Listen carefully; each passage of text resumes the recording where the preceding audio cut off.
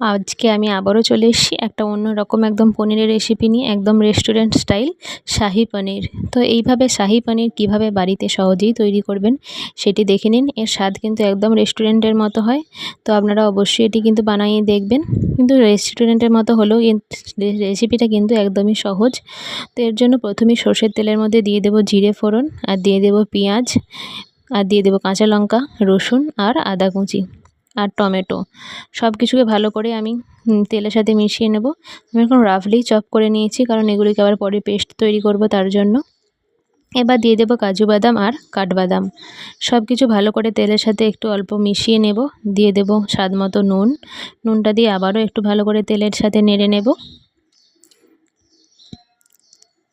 এবার একটু জল দিয়ে আমি এটাকে নেড়ে ঢাকা দিয়ে দেব, যাতে করে সব কিছু একটু নরম হয়ে যায়। দেখুন সব কিছু আমার টমেটো বা বাদাম টাদাম সব নরম হয়ে গেছে। এবার এগুলিকে জল থেকে তুলে নিয়ে ঠান্ডা করে পেস্ট করে নেব। এদিকে কড়ার মধ্যে দিয়ে দিয়েছি সাদা তেল আর বাটার। দিয়ে দেব তেজপাতা, শুকনো লঙ্কা, গোটা গরম মশলা যেমন দারুচিনি, এলাচ আর লবঙ্গ। সব কিছু ভালো করে তেলের সাথে মিশিয়ে নিয়ে দিয়ে দেব গোটা জিরে ফোড়ন। জিরেটাকেও ভালো করে তেলের সাথে নেড়ে নেব। দিয়ে দেব পেস্টটা, যে পেস্টটা আমরা তৈরি করলাম সেইটা।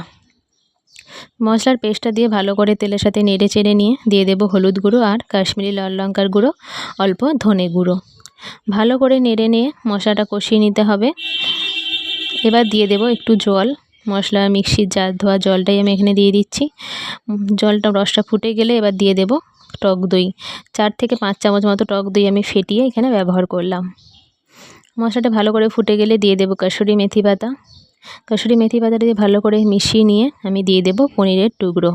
পনিরগুলো আমি এরকম 3 কোনা করে কেটে নিয়েছি। এইভাবেই কেটে নেবেন, তবে কিন্তু দেখতে বেশি ভালো লাগবে। এই রেসিপির জন্য পনিরের টুকরোগুলো কিন্তু এভাবেই কাটা হয়। তো আপনারা চেষ্টা করবেন এইভাবেই কাটতে। পনিরটিকে ভালো করে মিশিয়ে নিয়ে শেষকালে দিয়ে দেব একটু এলাচ গুঁড়ো আর জাফরান বা কেশর। কেশরটা কিন্তু বাড়িতে থাকলে অবশ্যই দেবেন, স্কিপ করবেন না। এর জন্য কিন্তু এর টেস্টটা একদমই বেড়ে যায়, বেশি ভালো লাগে খেতে।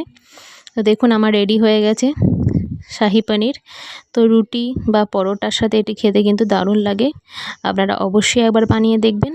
আজকে আমার রেসিপি কেমন লাগলো সেটি কিন্তু কমেন্টে অবশ্যই জানাবেন। এইভাবে আমার পাশে থাকবেন।